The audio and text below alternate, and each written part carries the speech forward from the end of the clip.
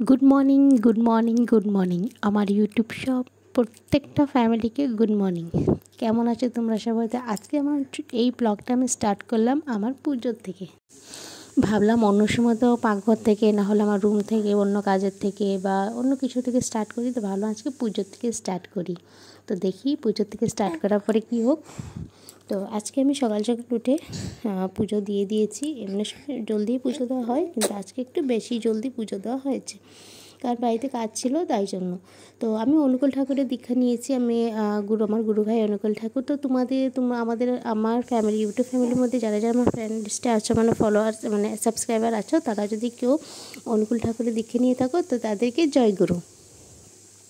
তো পুজোর কাজটা শেষ করে আমি এসে গেলাম আমাদের কিচেনে এসে আমি মোছামুছি করছি। কারণ কি, আজকে মানডে, সোমবার। তো সোমবারে শুধু আমি নিরামিষ খাই, আর বাড়ির কেউ নিরামিষ খায় না। এমনি সব মোছামুছি ছিল, আমার শাশুড়ি মা সব মুছে টুছে রেখেছিল। তো আমিও ভেবেছি যে না, আমি একটু স্নান টান করে এসেছি আর একটু ভালোভাবে মুছে নিই। তো কারণ আগে একটু চাটা সব বানানো হয়েছিল, তাই আমি আরও একটু ক্লিন করে নিলাম। তা এখন আমি রান্না করব। আমি আমার খাওয়াটাকে রান্না করে নেব, তারপরে বাড়ির সবার খাওয়াটা আমি রান্না করব। এদিকে আমার শাশুড়ি মা বাকি ছোটো মোটো কাজগুলো করে ক্লিয়ার করে দিচ্ছে। কিছু বাসন ছিল সেগুলো ধুয়ে টুয়ে সব কিছু ক্লিয়ার করে দিচ্ছে, আমার হেল্প করে দিচ্ছে আর কি। বাড়িতে আমার শাশুড়ি মা আমার অনেকটা হেল্প করে কাজে, তাই আমাদের কাজ অনেকটা জলদি শেষ হয়ে যায়। আর আমার তো কাজ ঝটপট।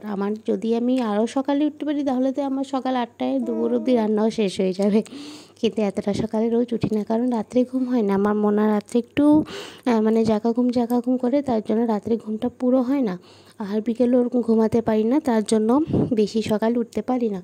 কারণ নিজের শরীরটাও তো দেখতে হবে, শুধু বাচ্চা ফ্যামিলি দেখলেও তো হবে না, কারণ আমাকেও ঠিক থাকতে হবে। আমি ঠিক তো আমার ফ্যামিলি, আমার বাচ্চা সবাই ঠিক থাকবে। তো এই কথাটা সবাই মনে রাখবে, যারা বউ মানুষ আছো, যাদের নতুন বাচ্চা হয়েছে, তারা শুধু যে বাচ্চাকেই কেয়ার করবে তা নয়, সাথে সাথে নিজের কেয়ারটা করবে, নিজের ঘুম টুম সব কিছু ঠিক রাখবে।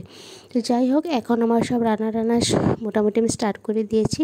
তো এখন আমি মুগ ডালটা ভেজে নিচ্ছি, কারণ জানো নিরামিষে মুগ ডালই চলে, আর অন্য ডাল চলে, আর একটা কিছু কিছু ডাল আছে ওগুলোও চলে, কিন্তু আমার পছন্দ না অতটা। তো মুগ ডালটা আমি ভেজে নিয়ে সেটাকে প্রেসারে বসিয়ে দিয়েছি। তো অতক্ষণে আমি কি করছি, আমার নিরামিষ সবজির জন্য আমি আমাদের যে সবজি ছিল যতগুলো, সেগুলো সব অল্প অল্প করে কেটে নিচ্ছি। সেগুলো সব কেটে নিয়ে একটা ভালো করে টেস্টি করে নিরামিষ সবজি বানাবো। তো যারা যারা আমার ব্লগটা দেখছে, যারা সবাই কমেন্টে জানাবে কার কার নিরামিষ সবজি খেতে খুব পছন্দ, আমাকে নিশ্চয়ই জানাবে। কারণ আমার তো নিরামিষ সবজি খেতে খুবই পছন্দ, খুব ভালো লাগে। সব কিছু থাকে, ডাঁটা থাকে, মিষ্টি কুমড়ো, কচু টচু সব কিছু থাকে।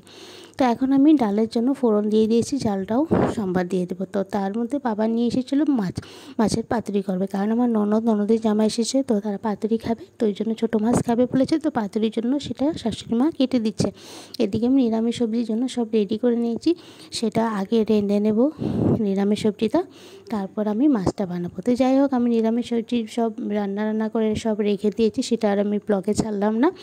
তো এখানে বসিয়েছি তাওয়াতে ওই মাছ পাতুরিটা কলা পাতায় মেরিয়ে, এটা তো বসিয়ে তারপর কড়াইতে বসিয়ে দিয়েছিলাম। তো এটা করতে করতে আমার শাশুড়ি মা আমার মোনাকে নিয়ে একটু পাকঘরে এসে গেছে। তো ও পাকঘরে থাকে, প্রায় সময় পাকঘরে থাকে, কখন আমি নিয়েও রান্না করি। তো ওকে একটু খেলালাম মাছের পাতুরিটা বানাতে। তো ওকে একটু খেলালাম। মাছের পাতুরিটা শুধু আমি বানাইনি, আমি শুধু দেখে দিয়েছিলাম অল্প, বাকিটা মাই বানিয়েছে। তো আজকের ব্লগটা কেমন লেগেছে নিশ্চয়ই আমাকে জানাবে।